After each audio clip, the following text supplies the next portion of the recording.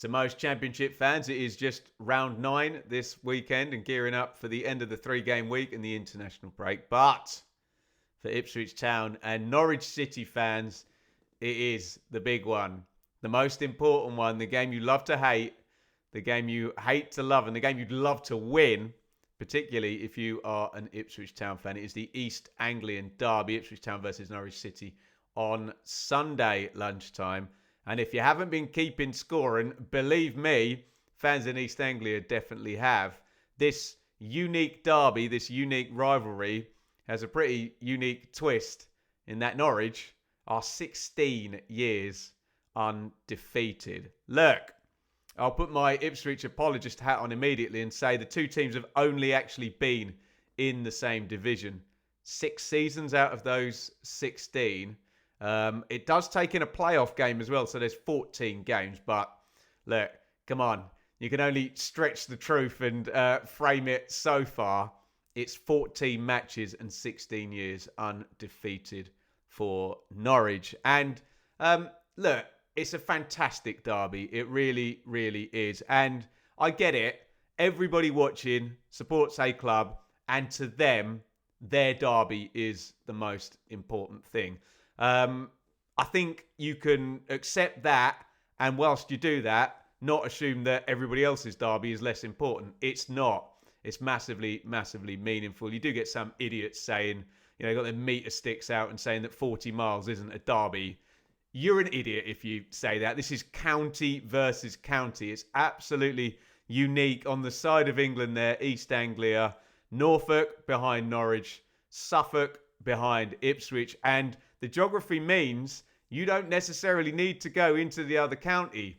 Where are you going otherwise? There's water everywhere else. So people from Suffolk and Norfolk don't tend to venture in between. You get the odd person working in between and move for family reasons, but it's very, very much county versus county. And the undefeated streak really, I mean, let's just be honest, to be an Ipswich fan, it's just been absolutely horrible these last years. And look, I grew up schooled on George Burley's Ipswich, and at that point, Ipswich were, you know how football goes in cycles, still not that far removed from the Bobby Robson era, maybe sort of 10, 15 years before in the massive success, but it was very normal for Ipswich to beat Norwich, and I saw it a fair few times, and then even into Joe Royal at Ipswich. And Norwich had great success under Nigel Worthington, I think, took them back up into the Premier League. But there's still a couple of wins there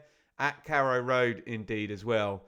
But it's when you get to 2009 where, yeah, the ascendancy just swings in Norwich's favour, and has frankly stayed there in the derby since then. And as clubs, it's only really the double promotion for Ipswich in the past couple of seasons that's kind of put them back on a level footing. And we did have years there, or a couple of years indeed, where Ipswich are in League One and Norwich are in the Premier League, and it's actually 2 divisions apart. Football goes in cycles, and maybe it was just that Marcus Evans ownership, and you know, the advent there of that Norwich double promotion team, if you remember it, with Houlihan and Grant Holt, Paul Lambert managing that side, who interestingly came back and put in a rather inept derby performance as Ipswich manager. But yeah, Norwich just dominant through those years, and dominant on the pitch, and dominant in terms of the power of the squad. And I actually believe that this is the first time Ipswich kind of have the argument that they've got the better squad and the better players. Obviously, Norwich for a lot of those years were either in the Premier League, or when they're in the same division, having the parachute payments or having squads built around just, you know, having had more success, more money, more investment, therefore better players than Ipswich. Whereas Norwich now relegated a couple of years. I think it would have been down 3 years. Norwich, I can't quite remember. But Ipswich now are the team with the parachute payment and invested heavily over the last couple of seasons. And yeah, I don't want to get into if it's Not going to happen now. It's never going to happen. But I do, for once, actually make Ipswich favourites to win this one. You can argue Ipswich are favourites last time out at Portman Road, given they were going to have a successful promotion season that year. But still, Norwich had a good squad, and Johnny Rowe turned up on the day and grabbed a couple of goals and denied Ipswich what probably should have been a win given the pattern of the game. But hey, that's the derby at the moment, and that's the experience for Ipswich and Norwich fans. If Norwich are there, they don't lose over the last 16 seasons. On the pitch, not really been great for both clubs this season, and you can actually draw a great similarity here in terms of both clubs having really, really busy August transfer windows. Ipswich, obviously, double promotion, followed by a relegation. There's just so much churn when your 5-year plan happens in 2 years. Your turnover goes up by 10 times in one season. Then you're kind of managing going, well, then halves, doesn't it? Certainly the TV turnover with the parachute payments kicking in there. And you're trying to manage that, and key assets in Liam Delap and Amari Hutchison sold. And then you're retooling and frankly moving on from the double promotion team. Norwich, it feels like a second season in a row of transition for them. They had to go under Johannes Hoth-Torp last season, and sporting director Ben Napper maybe holding his hands up and saying it wasn't the right hire, swapping him for Liam Manning. But it's not necessarily Manning that's the issue with the churn here. It's basically an entirely new 11 for Norwich. And it'll be fascinating when you see the starting lineups. Maybe a Kenny McLean for Norwich, a Josh Sargent for Ipswich, a Leif Davis, a George Hurst. Otherwise, it's new names.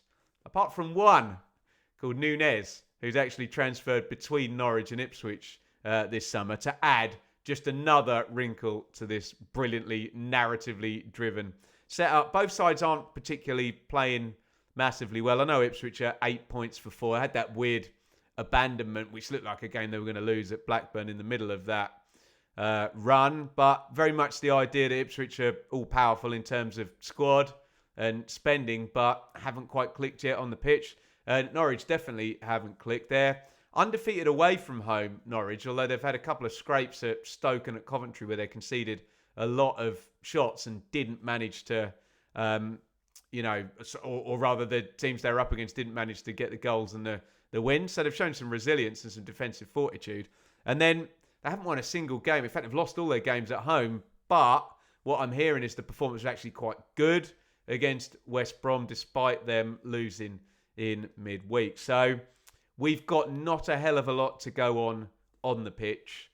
Off the pitch, and in terms of finance and trend of club, you'd be back in Ipswich, and Ipswich have got the home advantage. But here's where all the irrational, anxious, tribal stuff comes in. And yes, we know players are kind of above this, and they've got such focus and, this messaging that they're given every single day of their lives from the age of sort of 10 or 12 years old about being dialed in and focused on their football and ignoring the noise. We get that, but for the fans, it's absolutely massive, isn't it? And it's just been, along with the kind of policing in the games always being on sort of Sundays or Saturdays early and middays, and police and dogs and helicopters and segregation and high vis and roads closed and fans kept in the game at the end. It is tense before you even account for the football, just the occasion of it. And I've done several shows on this week, and it is my belief that the only way Ipswich will finally break their duck against Norwich is to manage the anxiety in the stadium. I think that means not conceding a goal. And I actually looked back, and I've tried this stat out on a few different shows. Ipswich haven't shut Norwich out at Portman Road since a 5-0 victory in 1998. And you just wonder, in the last game at Portman Road, Ipswich were dominant. They were 1-0 up, and then Norwich, they get that one chance, they score it, and then here comes the anxiety, and then Norwich take the lead in the second half, and you think, oh my God, how is this happening? So I believe it's about managing anxiety It's about Ipswich shutting Norwich out and keeping a clean sheet, and Norwich not sweeping home their first shot on goal, whatever minute it comes in. It always seems to happen at Portman Road. And we're in ideal world situation here. I think Ipswich not only need the shutout, they need to go 2 goals up to manage the anxiety. And again, it's not the players. It is just the fans in that stadium will get behind the home team. But when you've got this voodoo 16-year undefeated streak going into the bargain, it really does just put a weird slant on the stadium. Let me know your thoughts in the comments. I hope you will be watching on Sunday. It's on Sky. It's on ITV as well. I hope it's a great game, and you probably won't be surprised if I tell you they're often not great games. These very, very tense. Loads of draws as well in the undefeated streak from Norwich over these last 16 years, where it's just been, let's not lose, let's get out of Dodge, and league form will be predicated on other fixtures, let's just say. But I do think Ipswich can do it. It's the first time since I've been doing YouTube I've actually had some idea that there's some ascendancy in terms of playing squad. And as much as I think Ipswich need a 2-goal cushion, I think they might have to do it 1-0 and just try and keep that clean sheet.